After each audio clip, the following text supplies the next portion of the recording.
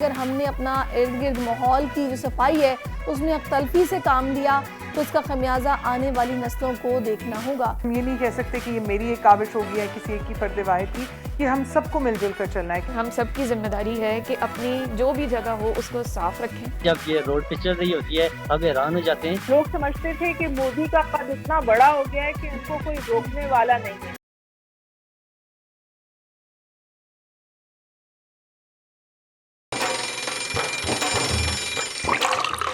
आजकल सबकी ही सुबह आउट ऑफ कंट्रोल है, दुनिया बोल है, पूरी दुनिया बोल है। अस्सलामुअलैकुम नाज़रीन, प्रोग्राम में आपको खुशामदीद कहेंगे। सुबह खैर एंड वेलकम टू दुनिया बोल है। मैं हूं आपकी मेज़बान सहरिश जुहेब और आज बुध का रोज़ है। प्रोग्राम का आगाज़ अच्छी बात के साथ करते हैं। हदीस मुबारक है जो कि आपके साथ शेयर करूंगी।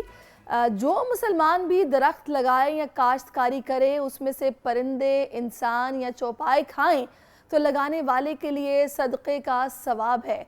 तो आज पाकिस्तान समेत दुनिया भर में माहौलियाती तहफ़्फ़ुज़ से बचाव का आलमी दिन मनाया जा रहा है और इस दिन का अहम मकसद ही माहौलियाती आलूदगी से दुनिया को बचाने में अपना किरदार अदा करना है। इसमें कोई दो राय नहीं कि अगर हमने अपना इर्द गिर्द माहौल की जो सफाई है उसमें अकतलफी से काम लिया तो इसका खमियाजा आने वाली नस्लों को देखना होगा। तो फिर उठें, माहौलियाती आलूदगी के ख़िलाफ़ अपना हक़ अदा करें, दरख्त लगाएं और सवाब भी कमाएं क्योंकि सदक़ा जारिया भी है। तो आपने बिल्कुल इस बात को नज़रअंदाज नहीं करना। अक्सर ऐसा होता है कि बस हम यहाँ से सुनते हैं दूसरे कान से निकाल देते हैं, तो ये आपने नहीं करना। आपने एक दरख्त लगाना है जो कि इतना महंगा नहीं है, अगर थोड़ी कोशिश की जाए तो हो सकता है, और अपना किरदार अदा करना है माहौलियाती आलूदगी से माहौल को पाक करने में। अब शामिल करते हैं आज की बड़ी खबर। कराची में सिक्योरिटी गार्ड के हाथों यूट्यूबर का कत्ल। सीसीटीवी वीडियो ने हर शख्स को अचंभे में डाल दिया। कत्ल खता या सोचा समझा इक़दाम? क्या सिक्योरिटी गार्ड नफसियाती मसाइल का शिकार था या लंबी ड्यूटियाँ और काम उजरत ने उसे जहनी तनाव का मरीज़ बना दिया? नई बहस छिड़ी है। भारत में फिर इंतहा पसंदों का राज। नरेंद्र मोदी का इत्तेहाद एक बार फिर कामयाब। गुजरात के कसाई का तीसरी बार वज़ीर आज़म मुंतखब होना सेकुलर होने के दावेदार भारत के मुंह पर कालिक के मुतरादिफ है। ये ज़मीन हमारा घर है, अगर ये ना हो तो हमारे पास रहने को कोई और जगह नहीं बचेगी। लेकिन फिर भी इंसानी कोताहियों के बायस ज़मीन में इस वक्त माहौलियाती तब्दीलियों के बदतरीन असरात नज़र आ रहे हैं। ऐसे में आज दुनिया भर में माहौलियात का आलमी दिन मनाया जा रहा है। और ज़रा नम हो तो ये मिट्टी बड़ी ज़रखेज़ है, एबटाबाद के नौजवान ने साबित कर दिखाया। कंप्यूटर कीबोर्ड से गाड़ी चला दी इंजीनियर एहसान ज़फ़र अब्बासी की नई टेक्नोलॉजी ऑटोमोबाइल इंडस्ट्री में क्या इनकलाब बर्पा कर सकती है। फ़ख्रे पाकिस्तान होंगे आज दुनिया बोल है के मेहमान। क्या बात है, पाकिस्तान में टैलेंट की वाकई कोई कमी नहीं है। नौजवान ऐसे ऐसे काम कर रहे हैं कि आप दंग रह जाते हैं कि ऐसा भी हो सकता है। तो माशाल्लाह ज़बरदस्त। हम इस नौजवान से लाजमी आपकी मुलाकात करवाएंगे जिन्होंने कीबोर्ड से गाड़ी चलाई है। अब आते हैं एक अफसोसनाक खबर पर। यह बात भी एक नौजवान की है और जो बड़े वोकल नौजवान और बड़े, अब तो उनकी वीडियो भी वायरल हो रही है। वीडियो बनाना ही उनके लिए जुर्म बन गया है। कराची के इलाके सखी हसन सरीना मोबाइल मार्केट के करीब सिक्योरिटी गार्ड ने फायरिंग करके टिकटॉकर साद को कत्ल कर दिया। 2 नन्हे बच्चों का बाप साद पाक भारत मैच पर लोगों के तासुरात रिकॉर्ड कर रहा था। सिक्योरिटी गार्ड ने इंतहाई करीब से फायरिंग की, साद मौके पर ही दम तोड़ गया। पुलिस ने सिक्योरिटी गार्ड को गिरफ्तार कर लिया। सिक्योरिटी गार्ड ने एतराफ़ जुर्म भी कर लिया। बयान में कहा कि उसने इससे कबल कभी असलहा इस्तेमाल नहीं किया, ना ही उसे अपनी सिक्योरिटी कंपनी का नाम पता है। गैर तरबियत याफ्ता सिक्योरिटी गार्ड के हाथ असलहा थमाने पर सवालात उठ गए हैं। जिस कंपनी के नाम की इसने यार यूनिफॉर्म पहनी हुई है, ज़ाहिर है वो कंपनी भी अकाउंटेबल है, आंसरेबल है कि उन्होंने कैसे इसको भर्ती किया जब इसके पास कोई ट्रेनिंग नहीं थी। इसको कैसे इन्होंने असलहा दे दिया जो कि असलहा चलाने से वाकिफ़ नहीं था, और उसके हाथ आपने राइफ़ल पकड़ा दी और वो मोबाइल मार्केट के बाहर खड़ा है और वो अब ये बोल रहा है कि उसको पता ही नहीं चला असलहा कैसे चल गया। तो बड़ी तशवीशनाक सूरत हाल है। कोई यहाँ पर चेक एंड बैलेंस नहीं है। भर्तियाँ किस तरह हो रही हैं, कोई ट्रेंड है नहीं है, किसी को असलहा चलाना आता है, कोई वेपन के हवाले से कोई नो हाउ रखता है नहीं रखता, बस ऐसे ही भर्ती कर लिया कि जी बराए नाम खड़ा हो जाएगा, राइफ़ल इसके पास होगी तो बस लोग इसको खौफ की इलामत समझ के इससे दूर रहेंगे, ख़ासतौर पर जो चोर और डाकू होंगे। लेकिन वही शख्स जो कि गैर तरबियत याफ्ता है, अगर उसके हाथ में राइफ़ल है और उसको अक्सर हम ये देखते हैं कि गैर तरबियत याफ्ता गार्ड्स होते हैं और असलहा साफ़ करते हुए भी उनसे गोली चल जाती है, तो बड़ी ये तशवीशनाक सूरत हाल है। ये सिक्योरिटी कंपनीज अकाउंटेबल इस हवाले से कि किस तरह के लोगों को ये भर्ती कर रही हैं, और उसके बाद बाकायदा इस तरह की मार्केट्स में उनको लगा दिया जाता है कि जहाँ पे चहल पहल भी काफ़ी होती है और असलिया उनके पास इस नौयत का होता है कि जिसको बस वो उन्होंने बस चेक उनके करने में ही वो गोली चल जाती है। बड़े चंबे की सूरत हाल है। इंतहाई अफसोसनाक खबर है ये कि जो जान जाने वाली है। ज़िंदगी बड़ी कीमती है, इंसान बहुत कीमती है। इनके घर वालों से पूछे ना आप, उन पे क्या बीत रही होगी, जिनका प्यारा उनसे बिछड़ गया, जिनका वाहिद कफील उनसे बिछड़ गया, जिसके 2 छोटे छोटे बच्चे हैं। कौन उनके सर पर हाथ रखेगा इस महंगाई के दौर में कि जब 2 वक्त की रोटी खाना है गरीब आदमी के लिए मुश्किल है। और ये कोई चोर उचक्का नहीं था, ना इसके पास कोई असलिया था, ना इसका हुलिया इस तरह का था कि इसको चोर समझा जाता। एक डिसेंट आदमी जो कि अपने YouTube के लिए वीडियो रिकॉर्ड करने के लिए वहां पर मौजूद है, और उसको दिन दिहाड़े इस तरह से गोली मार दी गई। और उसके बाद कहा गया जी मुझे तो पता ही नहीं चला गोली कैसे चल गई, मैंने कभी असलिया इस्तेमाल नहीं किया था। तो तुम यहाँ नौकरी क्यों कर रहे थे? तुम यहाँ पर क्यों खड़े थे? तुम्हें तो मना कर देना चाहिए था कि मैं नौकरी ये नहीं कर सकता, मैं इसका अहल नहीं हूं, मुझे नई बंदूक चलानी आती। आप इस अफसोसनाक सूरत हाल पर हम क्या ही कह सकते हैं। जाहिर है कि जब नुकसान होने वाला हो जाए तो फिर बातें ही रह जाती हैं, वो जितनी भी आप कर लें। ये पूरा सिस्टम ठीक होने की इसको ज़रूरत है, रिफॉर्म्स की ज़रूरत है। सिक्योरिटी कंपनीज़ को चेक करना चाहिए कि उनके पास किस तरह से ये अथॉरिटी या लाइसेंस है कि वो लोगों को असलहा देकर इस तरह की मार्केट्स के बाहर खड़ा कर दे, वो भी गैर तरबियत याफ्ता लोगों को। बड़ी अफसोस की बात है। CCTV फुटेज में देखा जा सकता है कि शख्स कुछ नहीं ऐसा कर रहा था, ये साध निहत्ता था, इसके पास कोई असलहा नहीं था, ना ये किसी से झगड़ रहा था, ये अपना मोबाइल लेके खड़ा था। और उस गैर तरबियत याफ्ता ज़हनी तनाव का शिकार उस गार्ड ने इस पर असलहा ताना, और कब गोली चली, अनजाने में चली या फिर उसने दानिस्ता तौर पर ये काम किया है, ये तो अब इन्वेस्टिगेशन होगी तो ही पता चलेगा। लेकिन अफसोसनाक सूरत हाल है। मकतूल साद के अहले खाना इस वक्त गम से निढाल हैं। ज़ाहिर है वाहिद कफील था, वो एक गम तो बेटे की मौत का या उसके जाने का वो उठा ही रहे होंगे, साथ की फिक्र भी सता रही होगी कि इसके बच्चों का क्या होगा, इसके बच्चों के अखराजात कौन बर्दाश्त करेगा, इसकी बीवी का क्या होगा, घर कैसे चलेगा। ये सारे सवालात उनके जहनों में होंगे। लेकिन जाहिर है यहाँ पे कौन है ऐसा जो उनके इन सवालात का जवाब देगा या उनके सरों पर हाथ रखेगा। जो करने वाले हैं वो तो कुछ इस तरह से सिस्टम चला रहे हैं कि उन्हें यही नहीं पता कि शहर चल कैसे रहा है। यहाँ पर ये सिक्योरिटी कंपनियाँ जो कि गार्ड्स को अपॉइंट कर रही हैं वो किस तरह कर रही हैं, कभी किसी ने जाके पूछने देखने की जहमत ही नहीं की है। इस पर गुस्सा ही किया जा सकता है, इसके अलावा कुछ नहीं कहा जा सकता। स्पीचलेस है हम इस तरह के वाक़यात पर। 4 दिन खबर चलती है, मामला ख़त्म हो जाता है। क्या गुजरती है अहले खाना पर, ये तो उनसे कोई जाके पूछे ना। बहुत दुख है इस खबर पर, कुछ नहीं कहा जा सकता। अब आगे मैं बढ़ूंगी, कुछ बात करूंगी मौसम के हवाले से। गर्मी के सताए शहरियों के लिए इस वक्त कुदरत मेहरबान हो गई है। पंजाब के कई शहरों में बारिश के बाद गर्मी का जोर टूट गया है। लाहौर, इस्लामाबाद, कसूर, फैसलाबाद में बादल जम के बरसे हैं। ठंडी हवाओं से मौसम खुशगवार हो गया है। महकमे मौसमियात के मुताबिक हालिया बारिश की नई लहर 8 जून तक जारी रहेगी। सिंध की अगर बात की जाए तो दादू शहर में आज शाम कहीं कहीं गरज चमक के साथ हल्की बारिश का इम्कान है, जबकि कल से जामशोरो, लाड़काना, दादू, कंबर शहदाद कोट, कश्मोर में हल्की बारिश हो सकती है। इसी सारी सूरत हाल पर बात करेंगे। चीफ मेट्रोलॉजिस्ट सरदार सरफराज साहब हमें ज्वाइन कर चुके हैं। अस्सलाम वालेकुम सरदार साहब। जी वालेकुम सलाम। सरदार साहब क्या खुशखबरी देंगे आप? देखिए, जो बहुत ज़्यादा शिद्दत की गर्मी चल रही थी, सीवियर हीट वेव कंडीशंस थी, वो तो सबसाइड हो गई हैं काफ़ी हद तक। बेशतर जगहों से जैसे 50-52 की रेंज में टेम्परेचर चल रहे थे बस्ती और बालाई सिंध में और फिर जनूबी पंजाब में खासकर।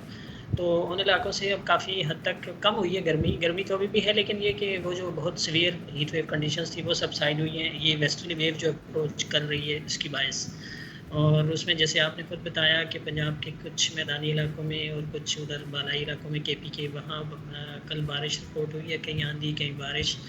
और ये 2-3 दिन अगले दिन स्पेल चलेगा इसी तरह वक्फे से गैप्स के साथ। उसमें जनूबी पंजाब में भी कहीं मतवक्के है, आज शाम को हो सकती है, फिर कल शाम को हो सकती है। इस तरह मतलब आफ्टरनून के स्पेल है एक तरह से।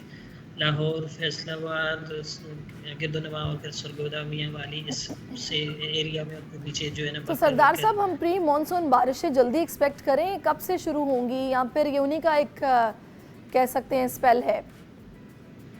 नहीं, ये तो खैर वेस्टर्ली वेव है। बेसिकली जो वेस्ट से आती हैं हवाएं वही उस तरह की है। प्री मानसून तो आपको पता है कि वो हम उन बारिशों को कहते हैं कि जो फिर वेस्टर्ली वेव ज़्यादा ऊपर उठ जाती है, शुमाली उसमें शिफ्ट हो जाती है, यानी अफगानिस्तान से ऊपर वस्त एशिया वगैरह की तरफ, और फिर ईस्टर्ली करंट्स जब पेनिट्रेट करना शुरू करती हैं इंडियन साइड से, तो फिर उनको प्री मानसून बारिशें कहते हैं। तो वो होपफुली के वस्त जून के बाद, यानी 15, 16, 18 जून के बाद, बिलखुसूस 18 के बाद इम्कान है कि प्री मानसून बारिशें फिर शुरू हो सकती हैं, वही मुल्क के पहले बालाई हिस्सों में और फिर वस्ती में, और इस तरह से देखिए कहाँ तक फैलती है। कराची वालों के लिए क्या खबर है आपके पास? कराची के लिए मौसम तो वैसे बेहतर हो गया। अब जून के जितने बकिया दिन हैं, ख़ासकर अगले 8-10 दिन कह लें, वो उसमें कोई बहुत ज़्यादा गर्मी नहीं पड़ेगी। यही 35-36 टेम्परेचर ही रहेगा। और जैसे आपने देखा कि कल से कुछ बादल आना भी शुरू हो गए हैं, तो जून के साथ हम जैसे पहले बता रहे थे कि 2-3 जून के बाद कदर मौसम बेहतर हो जाएगा।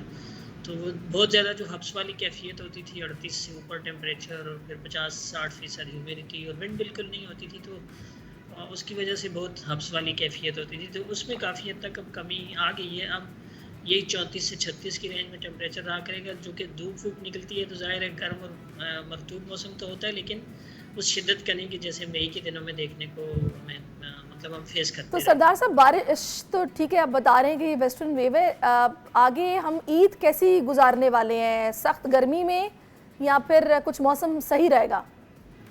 देखिए, ईद पे है तो ड्राई वेदर मुल्क के बेशतर हिस्सों में। कराची में वही बादल रहेंगे, हल्के बादल, और सुबह के औकात में हो सकता है किसी बार ईद के आसपास खासकर कोई हल्की बूंदाबांदी हो जाए, कुछ इस तरह का इम्कान, जो कोस्टल पट्टी है इस पर सिर्फ। और उधर केपी और गिलगित बल्तिस्तान में कुछ ना कुछ बारिश का इम्कान है, और बाकी मुल्क में वही गर्म मौसम तो होगा, लेकिन उतनी जो सवेर किस्म की हीट वेव थी जैसे मई के आखिर तक हम फेस करते रहे, उस तरह का वेदर अब इस तरह का एक्सपेक्टेड नहीं है। सही। तो कराची में अभी आजकल में कोई हल्की बूंदाबांदी एक्सपेक्टेड है या नहीं?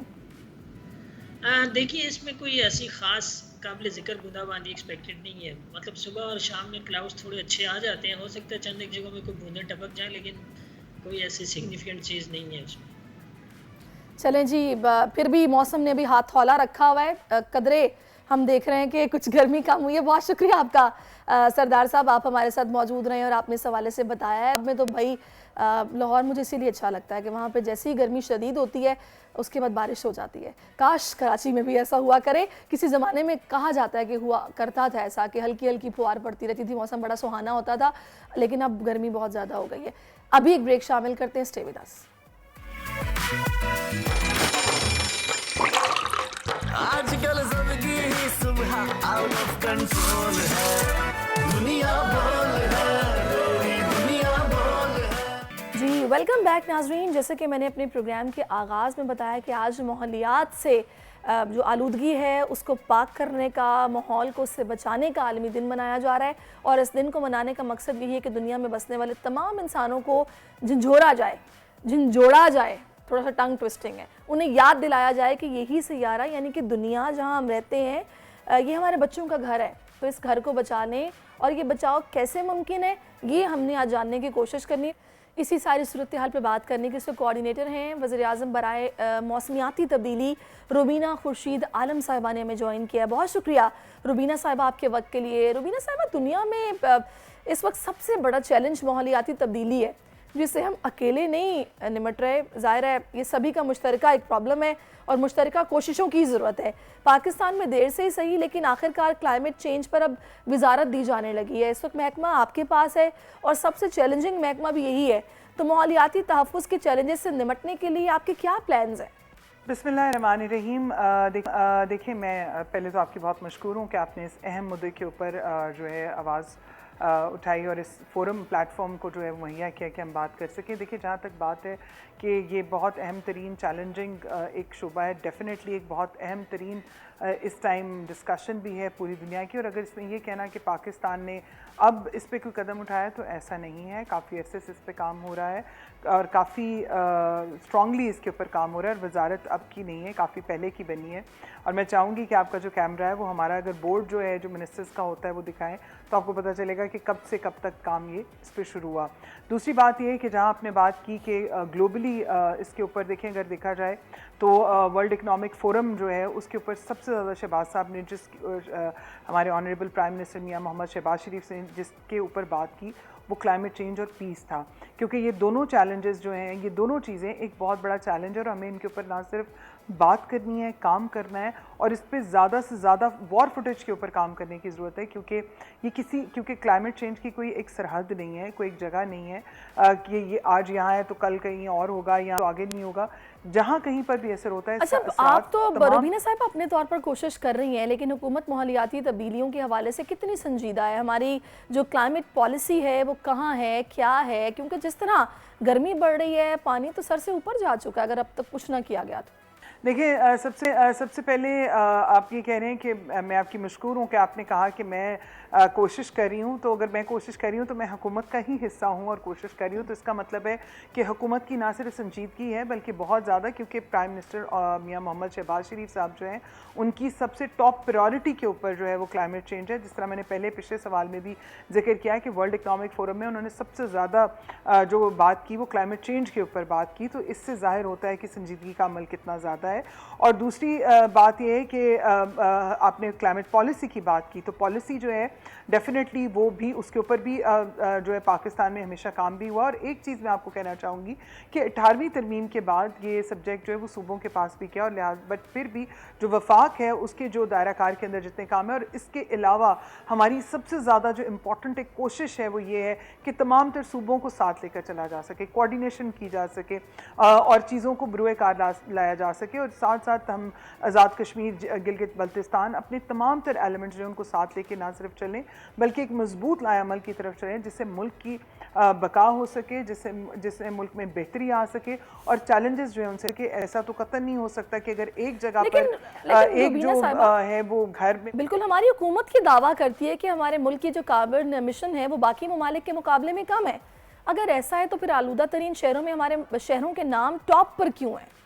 देखिए, जहाँ तक कार्बन एमिशन और आलूदगी की बात है तो ये दो एक इस तरह के पर्सपेक्टिव हैं। अगर आप देखें, जहाँ तक बात आती है कि ममालिक, बहुत सारे ऐसे ममालिक हैं जो कार्बन एमिशन प्रोड्यूस बहुत ज़्यादा कर रहे हैं, और दूसरी बात जहाँ तक शहरों की बात की, तो आप सोचें कि अगर हमारे जो आलूदा तरीन शहर हैं कि वो अगर आलूदा हैं तो वो कितना हमें इम्पैक्ट करता है। तो जो दुनिया में प्रॉपर जिनके एमिशन फैलाने की वजह से, कार्बन एमिशन फैलाने की वजह से जो हालात हैं, तो वो किस हद तक ख़तरनाक हैं। सो इसके ऊपर जो, बल्कि अभी मैं यहाँ पर मुझे बहुत खुशी और फ़ख्र है बताते हुए कि हमारे तमाम तर जो सूबे हैं वो इन तमाम तर जो बिलखुसूस शहर हैं जो आलूदगी सबसे ज़्यादा आलूदगी में उनका अगर नंबर आता है तो वो उसको जो मैक्सिमम रिडक्शन की तरफ जो है वो लेकर आ रहे हैं, और उसके ऊपर सख्त से सख्त इक़दाम भी हो रहे हैं, काम भी हो रहा है। अगर मैं पंजाब को यहाँ पर पंजाब के बारे में बात करना चाहूँगी, सिंध के ऊपर भी, कि किस तरह से मजबूती के साथ उसके ऊपर काम हो रहा है और ज़ीरो टॉलरेंस जो है उसका मुजाहरा जो है वो किया जा रहा है। तो इंशाल्लाह आने वाले दिनों में हम सब देखेंगे कि चीज़ें जो बेहतरी की तरफ भी जाएंगी।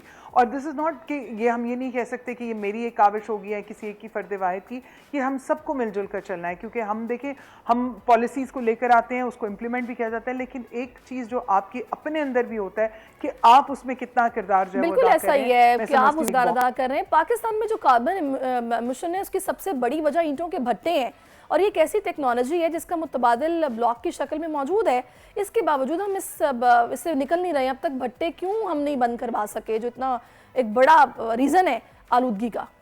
देखिए, मैं यहाँ पर बड़े वाज़ेह अल्फाज में कहना चाहूँगी कि ऑनरेबल प्राइम मिनिस्टर मियां मोहम्मद शहबाज शरीफ साहब ने अपने, जब वो CM पंजाब थे तब भी उन्होंने भट्टा जो था एक इसके ऊपर प्रॉपरली किस तरह से क्रैक डाउन किया गया, किस तरह से काम किया गया, और फिर दानिश स्कूल जो हैं वो बनाए गए ताकि वो बच्चे जो हैं वो तालीम और तरबियत के ज़ेवर से आरास्ता भी हो सके। तो ये कहना कि क्यों काम नहीं किया गया, मैं समझती हूँ ये थोड़ी ज़्यादती हो जाएगी। इसके ऊपर मुकम्मल काम भी किया गया है, और अब दोबारा तमाम तर सूबे, जैसे मैंने कहा कि सूबों के पास सब्जेक्ट्स अगर देखा जाए तो 18वीं तरमीम के बाद डिवॉल्व हुआ, तो उसके अंदर जो सूबे हैं वो भी उसी तरह से काम कर रहे हैं। सो ये कहना ज़रा नामुनासिब होगा कि बिल्कुल काम नहीं हो रहा। मैं आपकी इस बात से इत्तफाक नहीं करती हूँ।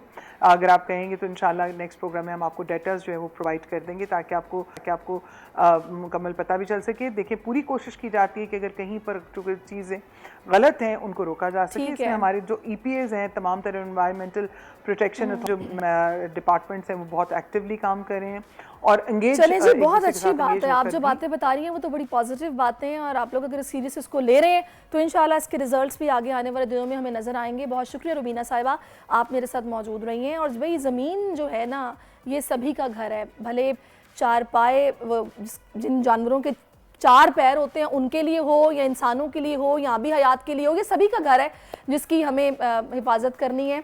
और इस वक्त समंदर, उनकी आलूदगी को किस तरह से पाक किया जा रहा है, और जो आबी हयात है उनका कितना ख्याल रखा जा रहा है, इसी पर बात करने के लिए जो माहिर माहौलियात हैं इस वक्त मुझे ज्वाइन कर चुकी हैं फलक नाज, जिनका ताल्लुक़ है मैरीटाइम से और इंटरनेशनल अफेयर्स ऑफ मैरीटाइम से मेरे साथ मौजूद है। अस्सलाम वालेकुम फलक।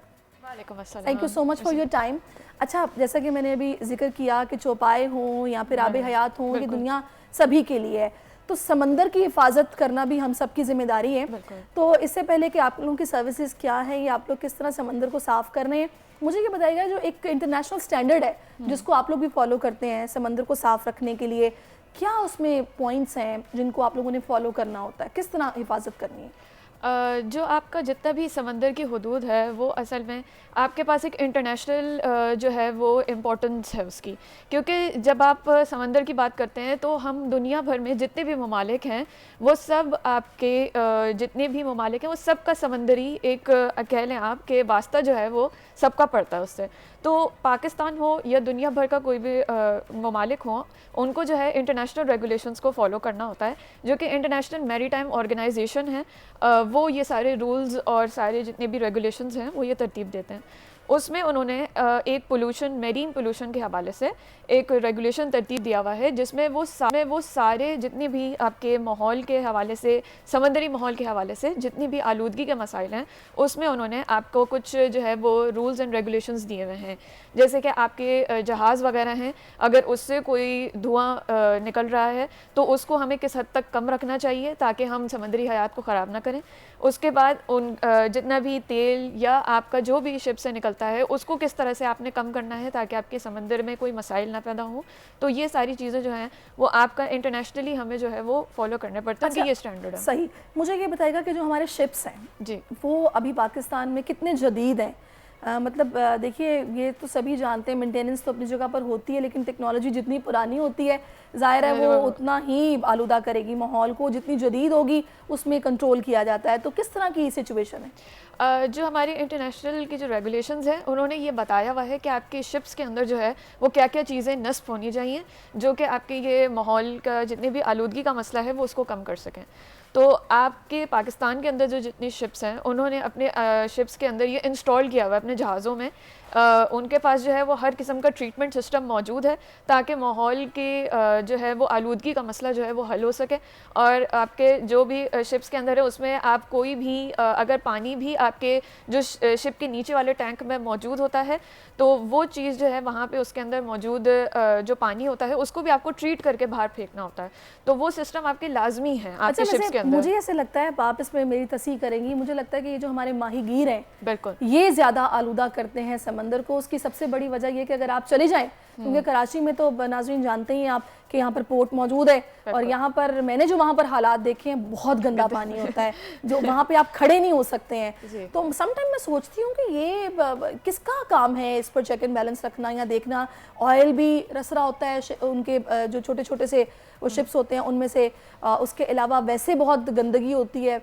तो इस पर किसकी जिम्मेदारी है, कौन काम करता है? जो आपके ये जितने भी पोर्ट्स हैं या आपका जहाँ भी माहीगीरों की कश्ती जैसे किमाड़ी वगैरह है वहाँ पे हम लोग के माहीगीर वगैरह खड़े होते हैं अपनी कश्तियों को लेके, तो उनका जितना भी वो अगर वहाँ पे गंदगी कर रहे हैं या कुछ कर रहे हैं तो ये आपके मिनिस्ट्री ऑफ मैरीटाइम अफेयर्स होते हैं, उनके अंदर ये लॉज होते हैं और वो ये चेक एंड बैलेंस रखते हैं। उसके बाद आपके पोर्ट की अथॉरिटीज़ होती हैं जिनको ये चेक करना होता है और वो फिर इस तरह से चेक करके आपका वहाँ पे मेंटेनेंस कर रहे होते हैं। तो उन लोगों का ये काम है। उसके बाद आपका इनफरादी भी है कि जितने भी माहीगीर हैं वो कुछ रूल्स एंड रेगुलेशंस फॉलो करते हैं। उनको जो है कहा जाता है कि वो कश्ती से इस तरह से डिस्चार्ज ना करें या इस तरह से अपनी कश्ती को इस्तेमाल ना करें, तो वो उस रूल्स को फॉलो करते हुए सही वो माहौल की आलूदगी को बचाते हैं। पोर्ट जो अथॉरिटीज़ हैं वो कुछ इसमें थोड़ी सी लापरवाही कर रहे हैं, क्योंकि मैंने खैर खुद मैं विटनेस से मैंने ये सिचुएशन देखी है।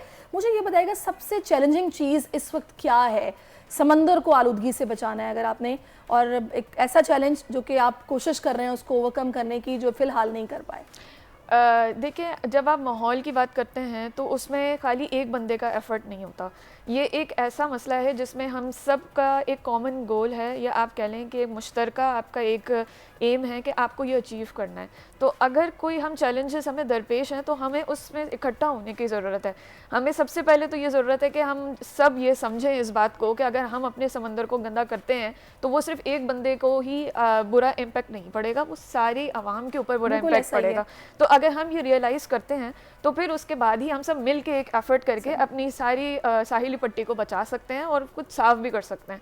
तो मेरे ख्याल से ये है कि अगर चैलेंजेस बहुत सारे हैं तो हमें भी मुत्तहिद होने की ज़रूरत है। चैलेंजेस किस किस्म के हैं? चैलेंजेस आपके पास ये हैं कि आपके जितनी भी साहिली पट्टी है वहाँ पे आपके पास आलूदगी जो है वो किसी ना किसी तरीके से फैल रही है। शॉपिंग बैग्स, प्लास्टिक बैग्स, बिल्कुल बिल्कुल ऐसी बात है, रैपर्स, बिल्कुल। तो वो आप ये कह लें कि आवाम जो है वो थोड़े से हमारी ये कह लें कि उस तरफ ध्यान नहीं देती, तो हमें ध्यान दिलाने की ज़रूरत है। जैसे मैं एज एन एनवायरमेंटलिस्ट हूँ और मैं एक माहौलियाती माहिर हूँ, और अगर मैं अपने इदारे की बात करूँ national institute of maritime affairs, तो हम लोग इसी चीज़ को बढ़ा रहे हैं, आवाम में अवेयरनेस फैला रहे हैं कि आपका खुद का एक एफ़र्ट, या आप एक चीज़ भी बचाते हैं तो आप कितना बड़ा एफ़र्ट करते हैं। अगर हम हर एक शख्स को ये समझाएं तो इससे काफ़ी ज़्यादा जो है हम अपने जितने भी मसाइल उस पर काबू पा सकते हैं। बिल्कुल आपने ठीक कहा। अच्छा, मुझे फलक ये बताइएगा कि हम लोग अक्सर सुनते हैं खबरें कुछ इस तरह की कि शिप ख़राब हो गया या कोई मिसहैप हो जाता है, ऑयल रसना शुरू हो जाता है और वो ऑयल भी अच्छी खासी तादाद में होता है। तो ऐसी सिचुएशन में पाकिस्तान में सिचुएशन कितनी मतलब technology wise up to date है कि हम जितनी जल्दी हो सके इस तरह की सिचुएशन को ज़ाहिर संभाल लें और उतनी आलूदगी ना फैले जिसका ख़तरा हो सकता है? बिल्कुल, पाकिस्तान के अंदर ये टेक्नोलॉजीज़ मौजूद हैं। जो भी ऑयल अगर तेल फैल जाता है समंदर में तो हमारे जो आपके पास जो पोर्ट की अथॉरिटीज़ हैं और जो आपकी पाक बहरिया है उसके पास ये टेक्नोलॉजीज़ मौजूद हैं कि किस तरह से ये ऑयल को आप एक जगह पे पहले तो इसको कन्फाइन करते हैं ताकि ये फैले ना मज़ीद, और फिर उसके बाद इसकी सफाई करते हैं। तो हमारे पास ये टेक्नोलॉजीज़ मौजूद हैं कि ये काम किया जा सके। बिल्कुल ऐसे ही है। तो इसका मतलब ये कि ये एज सच प्रॉब्लम उस तरह से नहीं है, अगर ये एक्सीडेंटली हो जाता है तो फिर इसके हमें निपटने के लिए हमारे पास है आलात मौजूद कि हम उसको कर सकें। सही, ज़बरदस्त। अच्छा, मुझे ये बताएगा कि अभी जिस तरह के हम चैलेंजेस की बात कर रहे हैं और आपने बताया कि इंडिविजुअली हमें अपना अपना किरदार अदा करना है, इसमें तो खैर कोई शक नहीं है। कभी अब जाहिर है आप लोगों की जिम्मेदारी भी है, मैरीटाइम या बहरिया ये लोग करते हैं कोई कैंपेन जिसमें लोगों को एटलीस्ट ये शऊर दिया जाए कि वो क्या कर रहे हैं? बिल्कुल, अभी वर्ल्ड एनवायरनमेंट डे के हवाले से जो national institute of maritime affairs और उसमें WWF और पाक बहरिया और बहरिया यूनिवर्सिटी के इश्तराक से हमने एक एनवायरनमेंट डे का एक सेमिनार मुनक्कद करवाया, और उसमें जो है हमने यही चीज़ को बिल्कुल जो है ये अवेयरनेस रेस की है कि किस जो है हम सब ये किरदार अगर मिलजुल के अदा करेंगे तो किस तरह से हम अपने माहौल को बचा सकेंगे। उसमें हमने स्टूडेंट्स और सब को एक साथ इन्वॉल्व किया है, और उसमें हमने ये बिल्कुल उजागर की है अहमियत कि किस तरह से हमारे जो कलेक्टिव एफर्ट्स हैं वो कितना बड़ा इम्पैक्ट लेके आ सकते हैं। बिल्कुल, ये अवेयरनेस क्रिएट करना बहुत ज़रूरी है, और हम भी अभी फ़िलहाल भी ये कोशिश कर रहे हैं कि एटलीस्ट इस हवाले से लोगों को एजुकेट किया जाए। कोई मैसेज जो कि आप इस प्लेटफॉर्म के तवस्सुत से देना चाहें तो आप दे सकती हैं। मेरा मैसेज ये है कि हम बतौर इंसान हम सब की ज़िम्मेदारी है कि अपनी जो भी जगह हो उसको साफ़ रखें, और अपनी जितनी भी आप ज़मीन का हिस्सा आपके अंडर आता है आपकी ज़िम्मेदारी है कि आप उसको साफ़ सुथरा रखें, उसको मेंटेन करें और उसको ख़राब ना करें। तो ये आपका सिर्फ एक कौमी फ़रीज़ा नहीं है बल्कि ये आपका मजहबी फ़रीज़ा भी है। अगर आप इस तरह से करते हैं तो आपके खुद की भी एक नेकी आपकी जो है वो जनरेट होती है। तो इस चीज़ में कोई बुराई नहीं है। मेरा मैसेज ये है कि अगर हम एक दरख्त आज लगाते हैं अपनी ज़मीन को बचाने के लिए, तो कल को हम जो है वो आने वाली नस्लों के लिए एक बहुत बेहतर मुस्तकबिल पैदा कर लेते हैं, बहुत अच्छी ज़मीन बना लेते हैं। हमारे पास सिर्फ एक ये काम होना चाहिए कि हम एक दरख्त लगाएं और ज़िम्मेदारी ले लें कि हम उसको जितना भी उसका ख्याल रखेंगे हम खुद रखेंगे। तो अगर पाकिस्तान में तकरीबन अच्छी खासी आबादी है हमारे पास, हर कोई बंदा एक एक दरख्त लगाए उसकी ज़िम्मेदारी ले ले तो पाकिस्तान में जिस तेज़ी के साथ आबादी बढ़ रही है, अगर इसी तरह इंडिविजुअली अपनी अपनी जिम्मेदारी का हम लोग खुद एहसास करेंगे, ख्याल करेंगे तो माहौल को बेहतर बनाया जा सकता है। National institute of maritime affairs से फलक मेरे साथ मौजूद थी। फलक Naeem, thank you so much for your time. अभी नाज़रीन प्रोग्राम में एक ब्रेक शामिल करते हैं, कीप वॉचिंग अस।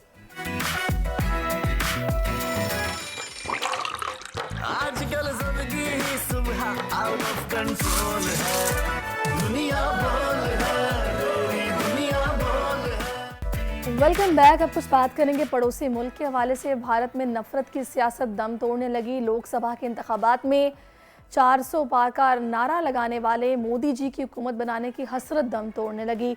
इंतखाबात के नताइज के मुताबिक मोदी की बीजेपी को बड़े अपसेट का सामना।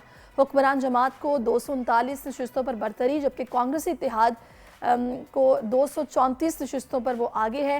नताइज देखकर मीडिया भी सटपटा गया है। 400 पार का नारा लगाने वालों के ख्वाब अब चकनाचूर हो चुके हैं, क्योंकि अब नफरत की सियासत दम तोड़ने लगी है। इंतखाबात के नताइज जो सामने आ रहे हैं उसमें मोदी फ़िलहाल तो हुकूमत बनाते दिखाई नहीं दे रहे। उनकी हसरत जो है वो अब ये दम तोड़ने लगी है, क्योंकि वो ये दावा कर रहे थे कि तीसरी बार जब वो हुकूमत में आएंगे तो भारत में तारीख़ रकम होगी, उसकी काया पलट दी जाएगी। लेकिन फ़िलहाल उनके ऐसे कोई मुझे नहीं लगता कि इरादे जो कि कामयाब हो पाएँ, क्योंकि कांग्रेसी जो इत्तेहाद है वो इस वक्त फ़िलहाल आगे दिखाई दे रहा है और नताइज देखकर जो मीडिया है वो भी सटपटाया हुआ है। मोदी के जमात के जो उम्मीदवार हैं वो भी सटपटा गए हैं कि आखिर ये हो क्या गया। तो जाहिर है जब आप नफ़रत की सियासत करेंगे, नफ़रत को हवा देंगे अपने मुल्क में, और जो कुछ भारत ने किया है इस सारे वक्त के दौरान, जिस तरह मुसलमानों को इंतहा पसंदी का शिकार बनाया गया, मोदी का मकरू चेहरा बेनकाब हुआ दुनिया भर के सामने, जिस तरह से सिखों के ख़िलाफ़ कनाडा में जो कुछ इन्होंने किया है कि वो निज्जर का जो कत्ल हुआ उसका जो मरकज़ी मुजरिम पकड़ा गया है, उसके दाने बाने मोदी सरकार से मिल रहे हैं। क्योंकि ये ख़बरें वहाँ से आ रही हैं जो इब्तदाई तहकीकात हुई कि बराह रास्त ये मोदी इंतज़ामिया से हिदायत ले रहा था और इसने वहाँ पर कत्ल किया। तो मरकज़ी मुलजिम भी गिरफ्त में आ गया जो कि नवाही इलाके टोरंटो के जिसमें मौजूद था। भारत का मकरू चेहरा पूरी दुनिया ने देख लिया है कि ये लोग दखल अंदाजी भी करते हैं, दहशत गर्दी भी करते हैं, कत्ल गारतगिरी में भी मुलव्वस हैं। तो ख़ित्ते में अमन ख़राब करने की एक बड़ी वजह भारत है। जो कुछ इसराइल कर रहा है, अभी रिसेंटली आपने वो ख़बर भी सुनी कि भारत के रास्ते जो इसराइल पहुंचाया जा रहा है असलहा, तो भारत ज़ाहिर है जालिम के साथ होता है, जुल्म करता है।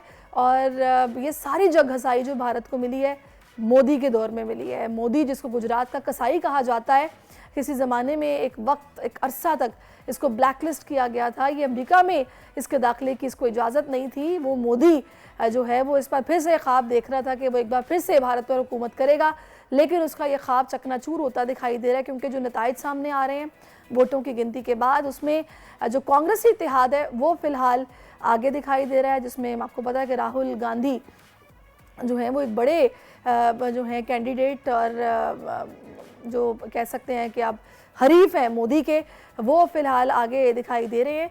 तो अब देखते हैं, जब तक ख़त्मी नताइज नहीं आ जाते तब तक कुछ कहा तो नहीं जा सकता। लेकिन इस सारी सूरत हाल में अगर ऐसा होता है कि भारत में मोदी की हुकूमत नहीं बनती है तो ये भारतवासियों के लिए बहुत अच्छा होगा, क्योंकि भारत को जितना नुकसान इस मोदी ने पहुंचाया है, मेरा नहीं ख्याल कि इससे पहले किसी हुक्मरान ने इतना नुकसान भारत को पहुंचाया होगा।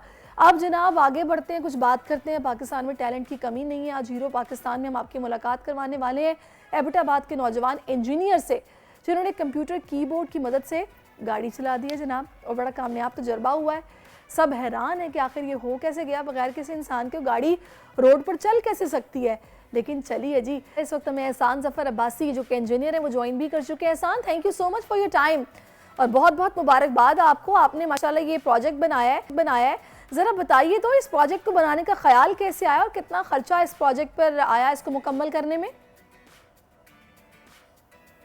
ये प्रोजेक्ट तकरीबन मैंने 7 महीने में कंप्लीट किया है। गाड़ी को एक मैनुअल गाड़ी को कंप्यूटर के कीबोर्ड पे शिफ्ट करने के लिए, तो तकरीबन 2 से 2.5 लाख पे इस पे मैंने खर्चा किया है। और उसके बाद इस प्रोजेक्ट को मैंने एक्सपेरिमेंट करके कामयाब बनाया है।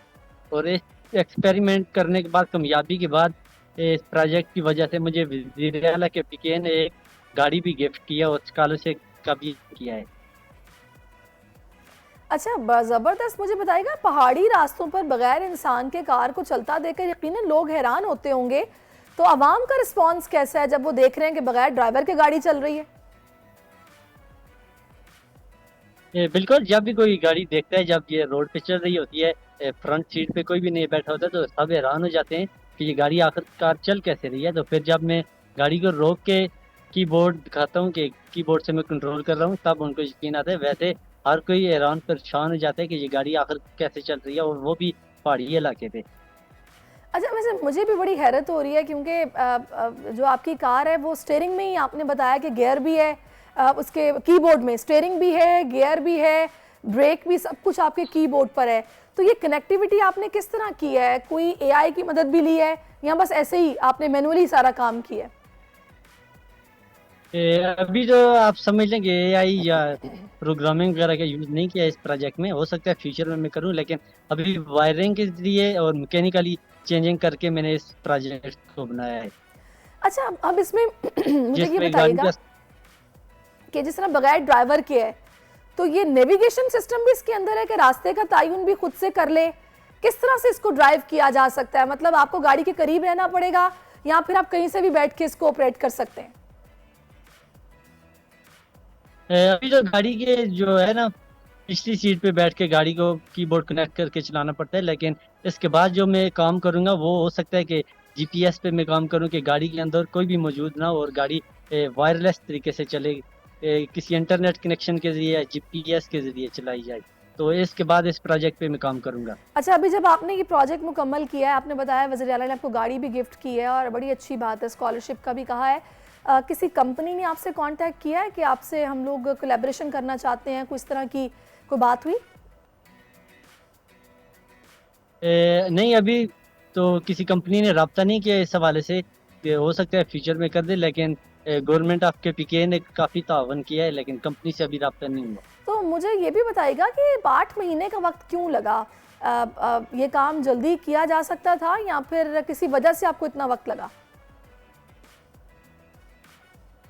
मज़ीद किया जा सकता था, लेकिन अभी मैंने मज़ीद काम किया नहीं है, क्योंकि इसमें अभी मज़ीद टेक्नोलॉजी ऐड हो सकती है, जिसमें इसके सेंसर वगैरह हो सकते हैं, प्रोग्रामिंग का यूज़ हो सकता है, तो इसमें मज़ीद भी काम किया जा सकता है इस प्रोजेक्ट थोड़ा पर। सा अपने बारे में बताइएगा एहसान, आप क्या पढ़ रहे हैं, स्टडीज़ आपकी क्या हैं और आपके शौक क्या हैं? कुछ बताएंगे? मुझे लगता है आप वो उन बच्चों में से हैं जो बचपन में नीड फॉर स्पीड खेला करते थे, कीबोर्ड से गाड़ियाँ तेज़ चलाना, उसके बाद उसी शौक को बड़े होके आपने जनाब वाकई में एक मैकेनिकल वर्क करके गाड़ी बना दी कीबोर्ड से चलने वाली। बिल्कुल, जो मेरी तालीम है, बेसिक तालीम मैंने गांव बाग टॉप लेन पब्लिक स्कूल से हासिल की है। उसके बाद एबटाबाद नंबर 3 स्कूल से मैंने मैट्रिक की है, जो KPK के टॉप क्लास स्कूलों में आते हैं।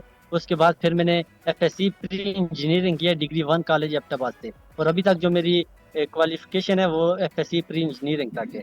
इसके बाद मैकेट्रॉनिक्स इंजीनियरिंग में मैं स्कॉलरशिप लेने का ख्वाहिशमंद किसी ज़बरदस्त, में। ज़बरदस्त। अच्छा, मुझे प्लान्स अपने बताइएगा इससे हटके और क्या है?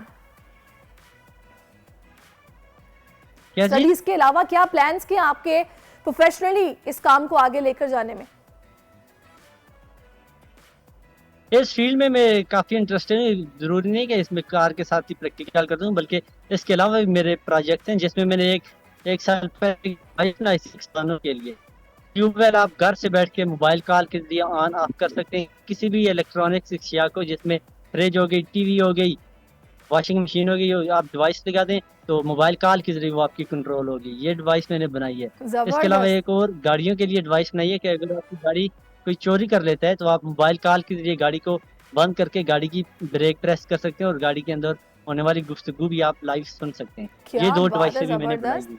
एहसान, आप तो बड़े काम के बंदे हैं माशाल्लाह, ऐसे ही काम करते रहें, बेहतरीन।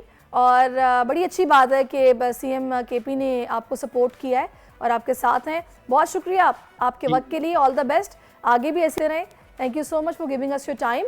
अभी प्रोग्राम में एक ब्रेक शामिल करते हैं, ब्रेक के बाद वापस आते हैं, आप हमारे साथ रहिए। आजकल जिंदगी ही सुबह आउट ऑफ कंट्रोल है, दुनिया बोल है, पूरी दुनिया बोल है। जी, वेलकम बैक। जैसा कि मैंने ब्रेक से पहले बात की थी कि लोकसभा के इंतखाबात में 400 पार का नारा लगाने वाले मोदी जी की हुकूमत बनाने की हसरत अब दम तोड़ने लगी है और उनका मुखालिफ जो इत्तेहाद है उसकी कुछ बढ़तरी दिखाई दे रही है। और इस सारी सूरत हाल पर बात करने के लिए इस वक्त हमें डॉक्टर हुमा बकाई साहिबा ज्वाइन कर चुके हैं, जो किसी तारुफ की मोहताज नहीं है, इंटरनेशनल अफेयर्स बहुत अच्छे से जानती हैं। अस्सलाम वालेकुम डॉक्टर हुमा। जी वालेकुम अस्सलाम। डॉक्टर साहब, मुझे बताइएगा, अब आपकी भी गहरी नज़र होगी हिंदुस्तान के इंतखाबात पर, किस तरह से देख रही हैं आप जो नताइज आ रहे हैं? देखिए जी, मेरा ख्याल है कि इंटरेस्टिंग नताइज हैं। और क्योंकि मोदी की हुकूमत जो थी उसने पूरा कंट्रोल किया हुआ था मीडिया को, और तकरीबन मीडिया को अपने साथ मिलाया हुआ था, तो जो एग्जिट पोल्स थे वो भी बायस थे, और जितना एनालिसिस आ रहा था वो भी बायस था। लेकिन जो सीरियस ऑब्जर्वर्स और इंडिपेंडेंट ऑब्जर्वर्स हैं कुछ इंडिया में, वो इस बात के हवाले से बहुत पहले से इशारे दे रहे थे। और आपने देखा बिल्कुल यही हुआ कि 2019 की जो विक्ट्री थी उससे भी कम सीट इन्होंने हासिल की हैं, जबकि ये 400 सीटों की बातें कर रहे थे। तो मेरे ख्याल है कि हुकूमत तो जरूर बनाएंगे मोदी, वो उससे पीछे नहीं हटेंगे, लेकिन एक बहुत स्ट्रॉन्ग ऑपोजिशन होगी इस वक्त लोकसभा में।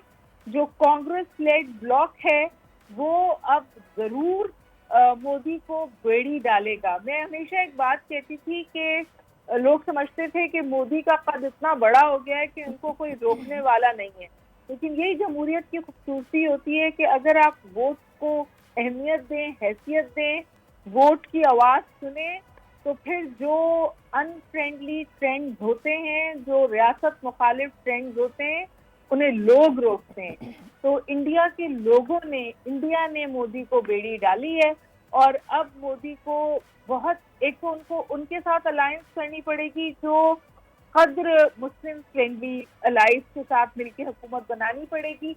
और जाहिर है वो इस तरह जो अनस्टॉपेबल फोर्स हुए थे माइनॉरिटीज के हवाले से, मुसलमानों के हवाले से, कश्मीरियों के हवाले से, वहाँ भी कमी आएगी। और सबसे बड़ी बात ये कि जो उन्होंने शोर मचाया हुआ था ना कि जी हम इंडिया को 4th लार्जेस्ट इकोनॉमी बना देंगे, 3rd लार्जेस्ट इकोनॉमी बना देंगे, इसके पीछे की जो सच्चाई थी वो ये थी कि सिर्फ 1% इंडिया फ्लरिश कर रहा था और बाकी इंडिया तकलीफ में था।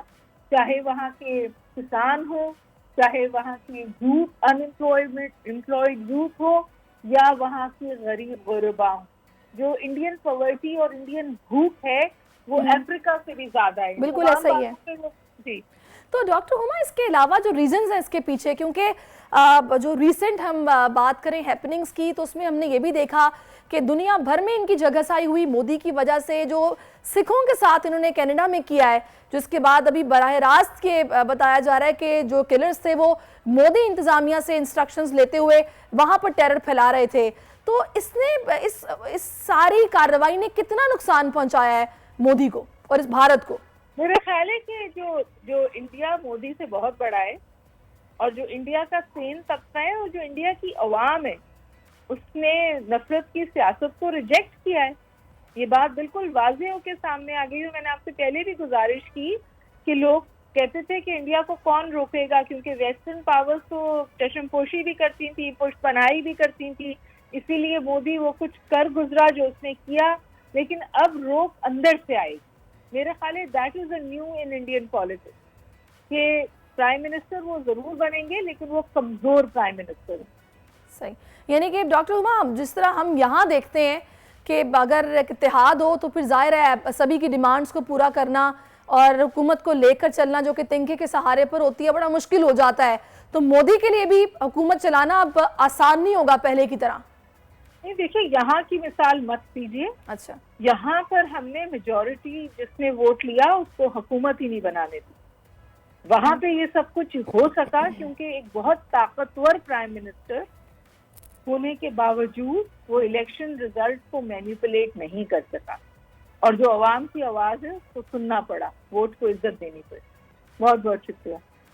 सही।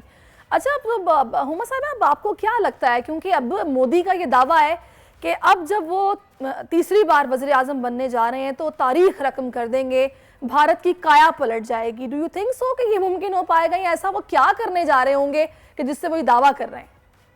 देखिए, आप इस बात से तो इनकार नहीं कर सकते कि माशी तौर पर मोदी ने स्ट्रेंथन किया है इंडिया को, और जाहिर है वो उसी पे काम करेंगे। लेकिन अब जो मॉडल उन्हें अपनाना पड़ेगा, और जिसकी उन्होंने अपनी स्पीच में बात भी की, वो इंक्लूसिव मॉडल होगा। यानी जो गरीब हैं और जो ग्रोथ के पैराडाइम से बाहर हैं, उनको भी हिस्सा बनाना पड़ेगा। मोदी की विक्ट्री इसलिए मोदी की विक्ट्री है कि जो मोदी जो कॉर्पोरेट सेक्टर है, जो रिच 2% पॉपुलेशन है, जिसके हाथ में पूरी वेल्थ का कंट्रोल है इंडिया का, वो मोदी को सपोर्ट करते हैं। मोदी को अपनी सियासी बका के लिए, बीजेपी को अपनी सियासी बका के लिए नफरत की सियासत में कमी लानी पड़ेगी और इंक्लूसिव इकोनॉमिक मॉडल लाना पड़ेगा। इस बात से आप इनकार नहीं कर सकते कि मोदी के 10 साल में फिनोमिनल ग्रोथ हुई है इंडियन इकोनॉमी। लेकिन डॉक्टर हुमा, मैं मुझे इजाजत दीजिए। बहुत बहुत शुक्रिया। चलिए जी, बहुत शुक्रिया आपका, आपने अपना कीमती वक्त हमें, thank you so much for your time. लेकिन ये बड़ी तशवीशनाक बात है कि मैसेज जो कि वहाँ पर मौजूद हैं भारत में, जिस तरह के डॉक्टर हुमा ने कहा कि ताकतवर लोग मोदी के हक़ में हैं, जो वहाँ पर वेल्थ वाइज भी ताकतवर हैं, तो अगर वो इंतशार के नज़रिए को सपोर्ट कर रहे हैं तो ये खित्ते में अमन ख़राब करने के हवाले से बड़ी तशवीशनाक बात है कि इस बेस पर इलेक्शन लड़ा भी जाए और इलेक्शन जीता भी जाए। एनी हाउ, लेट्स सी क्या होता है आगे आने वाले दिनों में। अभी एक ब्रेक लेते हैं, ब्रेक के बाद वापस आते हैं। Stay with us. आजकल जिंदगी ही सुबह आउट ऑफ कंट्रोल है, दुनिया बोल है, मेरी दुनिया बोल है। Welcome back. अब कुछ बात हो जाए खेल की तो वेस्ट इंडीज़ और अमेरिका में जारी T20 वर्ल्ड कप में दिलचस्प मुकाबले जारी हैं, लेकिन क्रिकेट मदाहों को 9 जून को होने वाले पाक इंडिया मैच का इंतजार। अलबत्ता T20 वर्ल्ड कप में पाकिस्तान अपने सफ़र का आगाज़ कल 6 जून को डेलिस में मेज़बान अमेरिका के खिलाफ मैच से करेगा। इसी पर बात करेंगे। इस वक्त हमें साबिक क्रिकेटर तनवीर साहब ने ज्वाइन किया। अस्सलाम वालेकुम तनवीर साहब। कैसी हैं आप? ठीक ठाक जी, अल्लाह का शुक्र है। मुझे ये बताइएगा कि आपकी तवक्कुआत क्या हैं, टीम की परफॉर्मेंस को कैसे देख रहे हैं आप?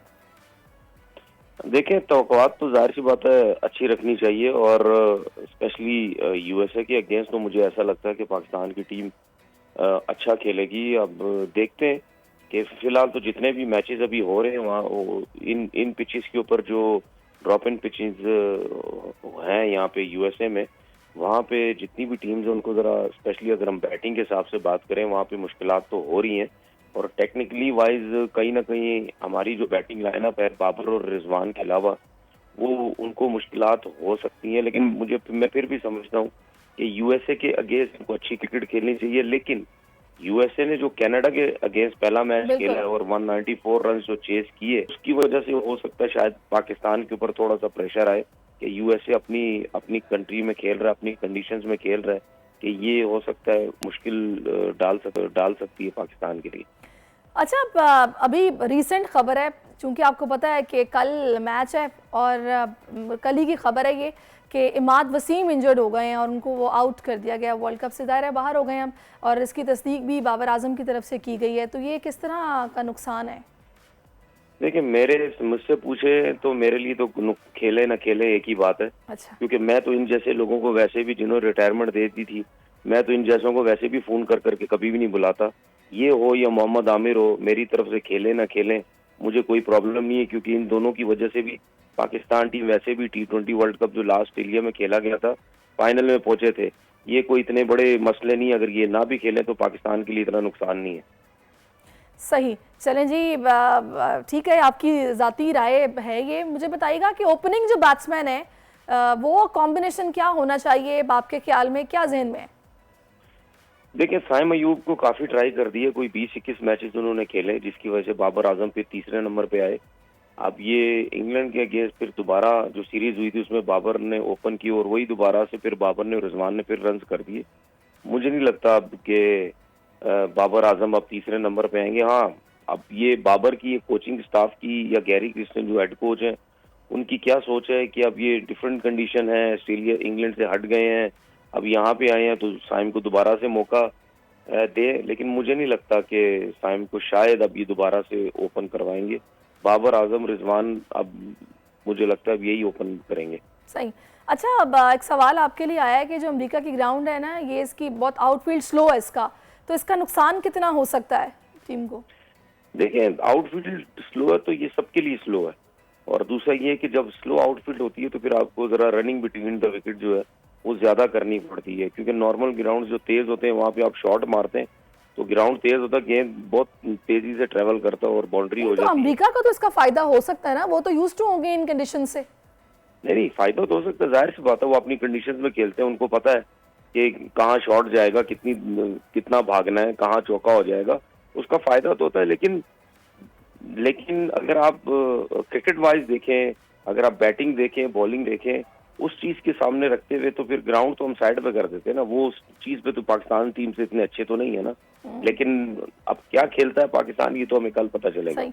अच्छा, अब जिस तरह अमेरिका और कनाडा का मैच जब देखा तो हमने कहा कि भाई अमेरिका तो ब्लैक हॉर्स की तरह नजर आ रहा है, इसको हल्की टीम तस्वर नहीं किया जा सकता। इसी तरह आज अब भारत का मुकाबला होने जा रहा है आयरलैंड के साथ और फिर आगे हमारे साथ भी है, तो कैसे देख रहे हैं आप?